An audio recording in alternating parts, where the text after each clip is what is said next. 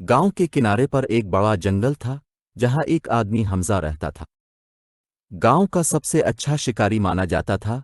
हमजा अपनी सलाहियतों पर बड़ा फख्र करता था। एक सुबह अपने मोतबर तीर और कमान के साथ हमजा जंगल में शिकार के लिए निकला।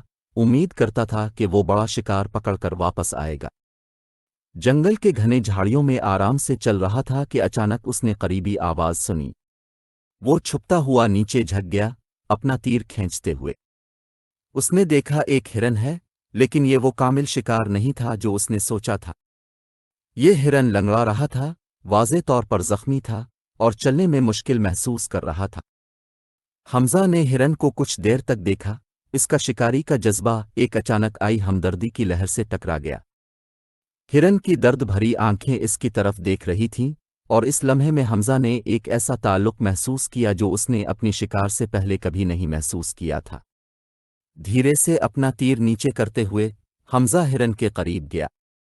हिरन, जो कोई फौरन खतरा महसूस नहीं कर रहा था, वहां रुका रहा। हमजा ने जख्म को देखा और समझा कि ये एक तेज पत्थर से लगी है जो हिरन की टांग में घुसा हुआ था। शिकारी होने के बावजूद हमजा अपनी माँ से, जो गांव की हकीम थी, से इलाज का बुनियादी इल्म रखता था। उसने हिरन की मदद करने का फैसला किया। बड़ी एहतियात से हमजा ने पत्थर निकाल दिया और करीबी चश्मे से पानी लाकर जख्म को साफ किया। उसने अपने शिकार के किट से जड़ी बूटियां और पट्टी का इस्तेमाल करके जख्म बांधा। हिरन ने दर्द महसूस किया, लेकिन हमजा को जारी रखने दिया, जैसे कि इसकी नीयत को समझ रहा हो।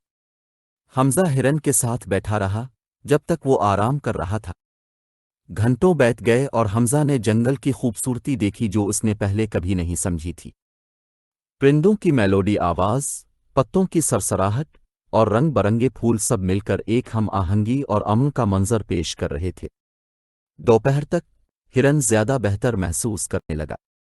धीरे से वो खड़ा हुआ और अपनी जख्मी टांग को टेस्ट करने लगा। हमजा की खुशी का कोई ठिकाना न रहा जब इसने देखा कि हिरन चलने के काबिल हो गया, हालांकि धीरे धीरे। हिरन ने हमजा को आखिरी बार देखा। इसकी आंखें शुक्रगुजारी से भरपूर थीं। फिर वो घने जंगल की झाड़ियों में गायब हो गया। जब हमजा वापस गांव आया, उसने अपने अंदर एक गहरी तब्दीली महसूस की। जंगल, जो कभी शिकार और फतह का मैदान था, अब उसने इसको हमदर्दी और मुसालहत की कीमत समझाई थी। वो घर वापस आया, खाली हाथ, लेकिन एक नए इज्जत और फितरत के मखलूक के लिए अदब के साथ। इस दिन के बाद हमजा सिर्फ शिकारी नहीं, बल्कि जंगल का मुहाफिज भी बन गया। उसने अपनी कहानी गांव वालों के साथ शेयर की और शिकार और फितरत के दरमियान तवाज़ुन बरकरार रखने का दावा किया।